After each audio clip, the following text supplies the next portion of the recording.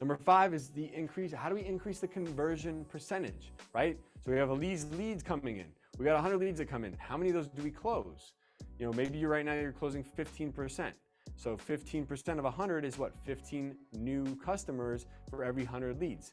Is that good or bad? I don't know. It depends on the industry, right? It depends on the area. It depends on how you're, if you could move that 15% conversion ratio to, like, say 25%, now with the same 100 leads, you could pick up 10 more customers.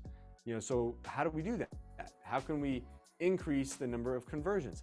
We would do that by maybe reducing the friction.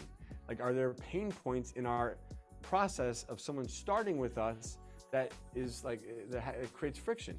And if so, how do I reduce or eliminate it or make it easier? I mean, think about anything you've had to do when you've had to purchase something, like going to buy a car.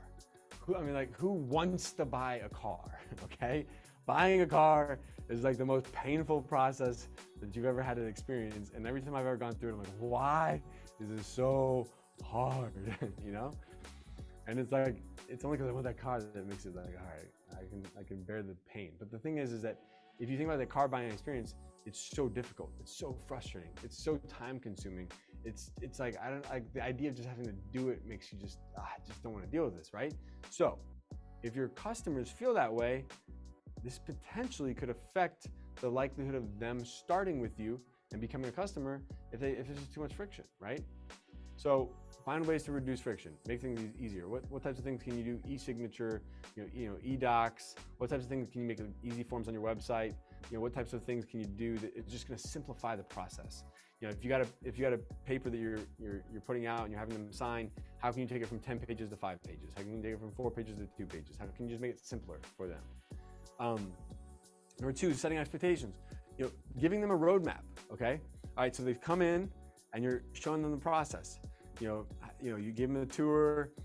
Now they're like, okay, I'm gonna go back and talk to mom. And you're like, yeah, no problem. So typically this is how it works. So no rush, but like, we'll do this first, and then maybe mom comes in for her first day for free, or maybe we got to send her to get some paperwork filled out with the doctor. But like, paint the picture. Okay, we start here, and then we do this, and then we do this, and then we do this, and show them a roadmap of what to expect over those next 2, 3, 4, 6 weeks. So they have a very clear understanding of like, okay, I'm leaving here today, and then they're gonna follow up with me next week. And then after they follow up with me next week, then we're gonna do this. And after we do this, we're gonna do this. And you're showing that customer and giving them a plan for what to expect.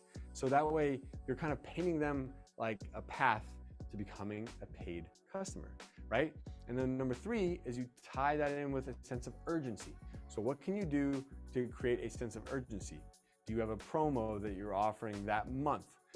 Are you giving away a free haircut? Are you giving away free nails? Is there an event? What is it that you can do to create a sense of urgency where it helps them become a member sooner, right? So take these 3 steps, follow them. This should increase your actual conversion ratio. Maybe you can bring it from 15% to 20 or 20 to 25%. And the cool part is that now you're getting more customers out of the same number of leads, which is making those leads less expensive and bringing down your cost of acquisition of a customer.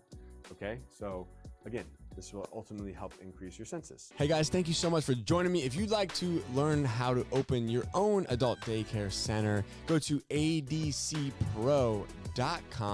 If you'd like the latest business tips, click here, and make sure you subscribe to our channel, click here. We'll see you guys next time.